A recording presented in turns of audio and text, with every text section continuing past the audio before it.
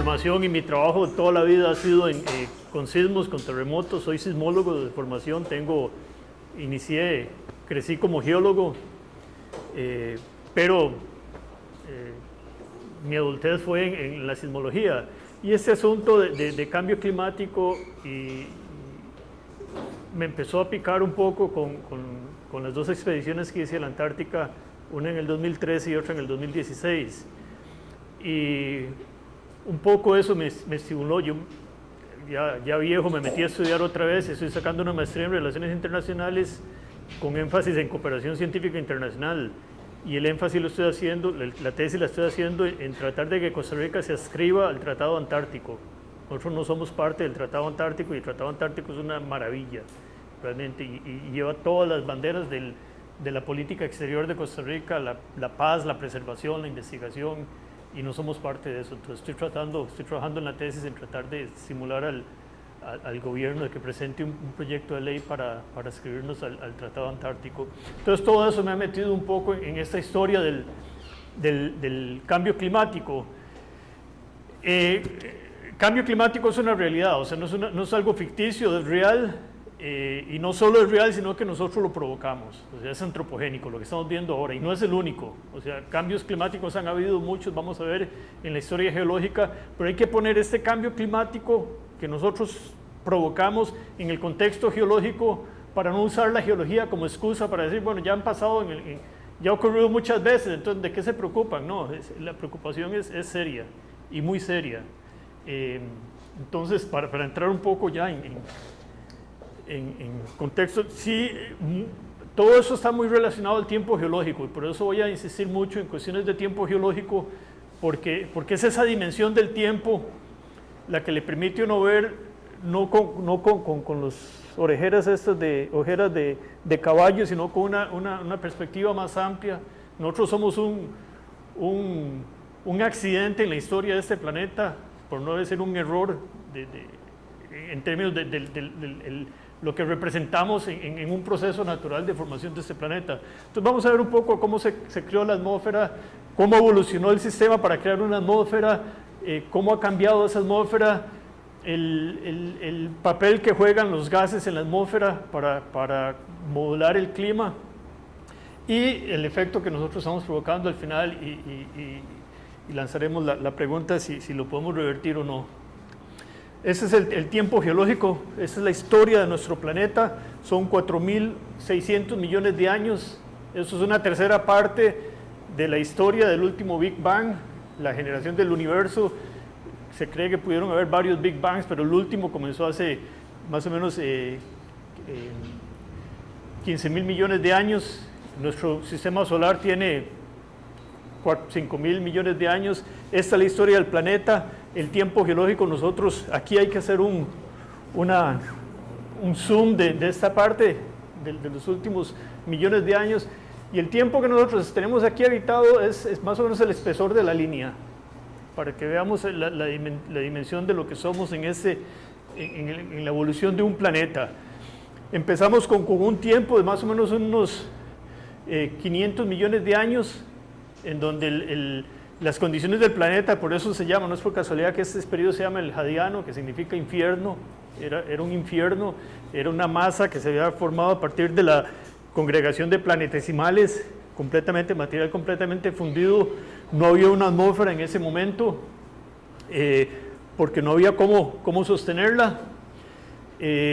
Los pocos gases que se generaban eran completamente sacudidos por las tormentas solares, y fue hasta que comenzamos a generar un núcleo, donde hubo un colapso, la caída del hierro y níquel se fueron para el centro de esta masa, formaron un núcleo sólido, un balín de hierro y níquel rodeado por otra capa de hierro y níquel, pero en estado prácticamente líquido, y después la segregación de todas las capas. Y la clave ahí fue la diferenciación gravitacional. Los materiales más pesados iban al fondo y los más livianos iban a la superficie. Ya cuando teníamos una masa comenzamos a tener suficiente gravedad como para retener a los gases que se iban produciendo. Y además el tener este núcleo sólido rotando en una masa fundida de hierro y níquel nos estaba generando ya un campo magnético. Y es este campo magnético el que nos sirve a nosotros como cobertura, es un escudo que nos protege de las tormentas solares y es lo que nos permite conservar la atmósfera que tenemos. O sea, el planeta pudo conservar los gases que estaba generando por vulcanismo, sobre todo, precisamente porque ya tenía este escudo, pudo producir este escudo en la parte más externa, que era la magnetosfera, que nos protege de las radiaciones solares. Entonces tenemos un núcleo sólido, un balín de hierro y níquel, rodeado por un núcleo también de hierro y níquel, pero fundido.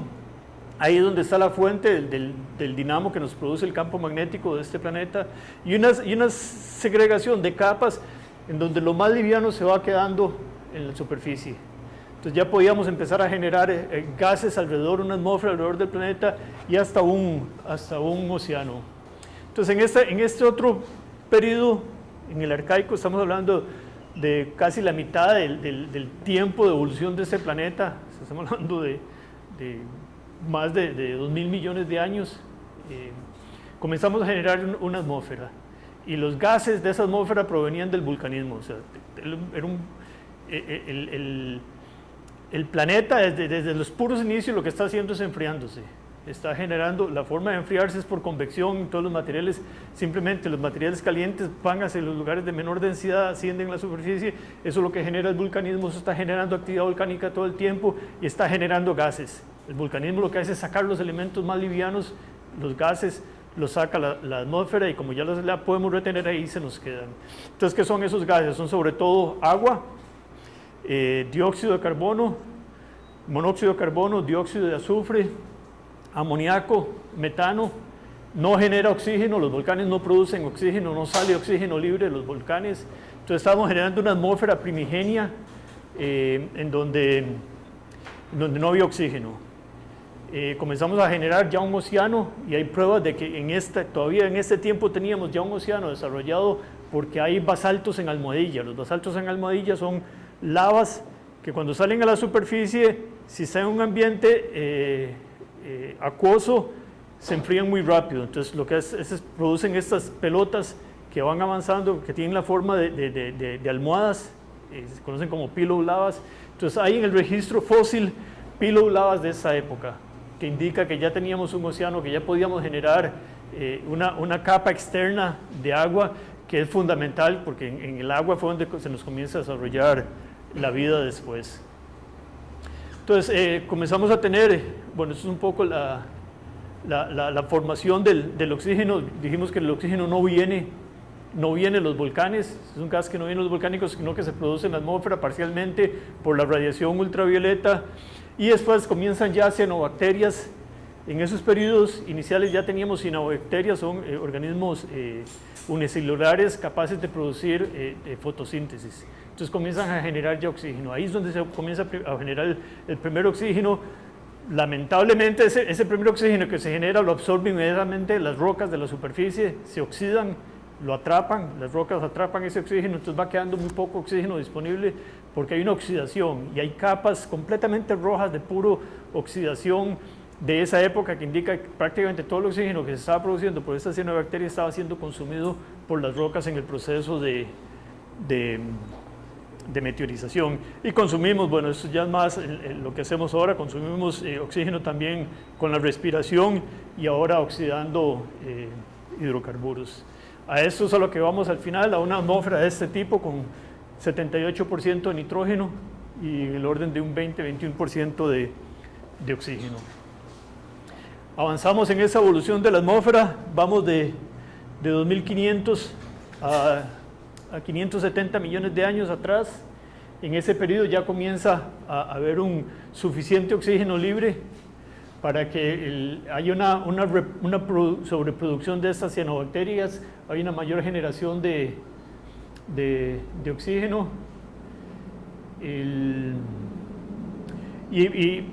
Pero aún así, esos niveles que les mostraba del orden de 20% de oxígeno en la atmósfera no se alcanzan sino hasta hace unos 400 millones de años.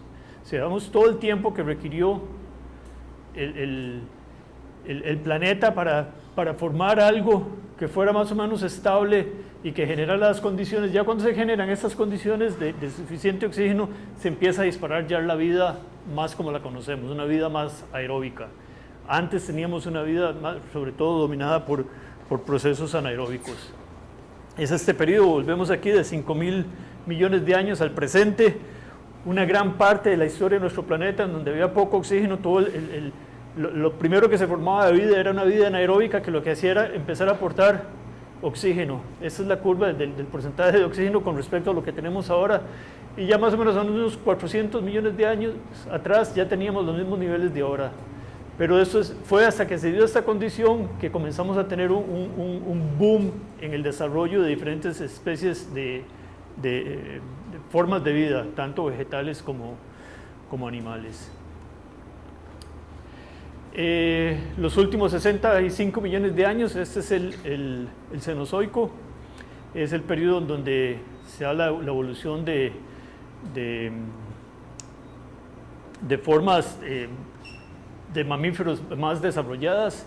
El puro final en el Cuaternario, donde aparecemos nosotros como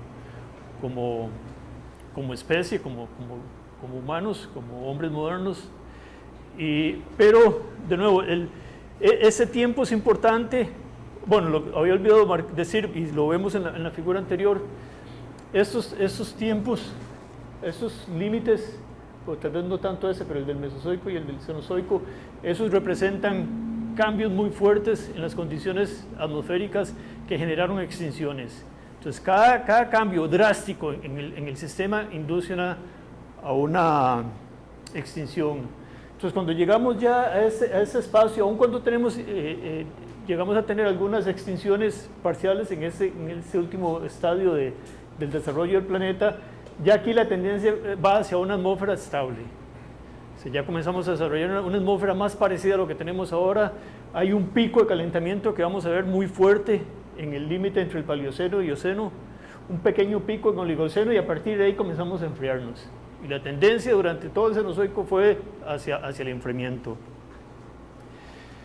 El pico el Pérmico Eoceno, fue prácticamente una catástrofe, generó una gran cantidad de extinciones. Se da en este periodo más o menos hace unos 60, 50 millones de años. Los niveles de carbono, de CO2 en la atmósfera llegaron al orden de 600, 700 partes por millón. Para que conserven ese número, porque vamos a manejar más adelante unas tablas con valores de partes por millón de CO2 en la atmósfera. Nosotros comenzamos antes de la era industrial, teníamos una atmósfera con unos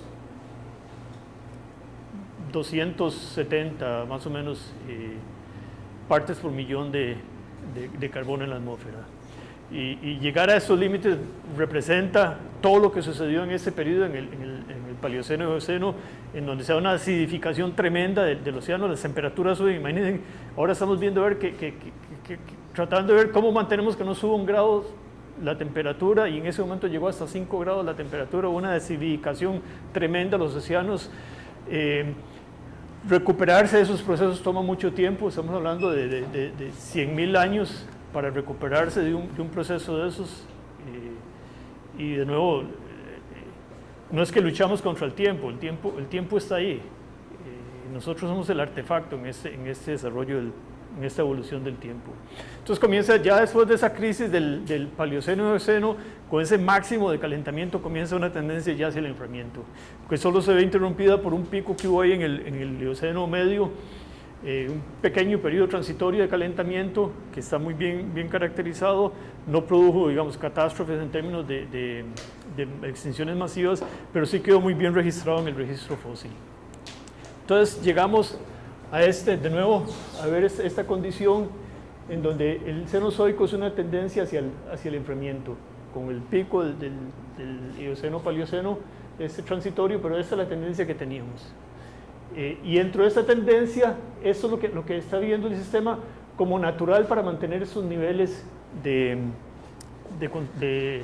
concentración, de estabilidad de la atmósfera. De nuevo, la composición química de la atmósfera, principalmente nitrógeno y oxígeno. Vea si somos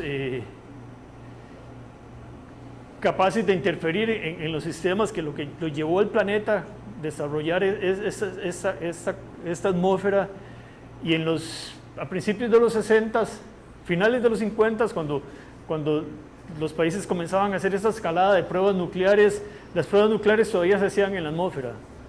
Y los soviéticos llegaron a detonar una bomba atómica tan potente, que estuvo así de cerca de llegar al punto de ignición del nitrógeno. O sea, donde pudo haber cogido todo el nitrógeno en la atmósfera y hacer ¡uf! Y producir la ignición del nitrógeno en la atmósfera. Así de cerca estuvimos, y ese fue el susto que se llevaron en ese momento para declarar el acuerdo que tomaron de completamente abolir todas las explosiones nucleares en la atmósfera.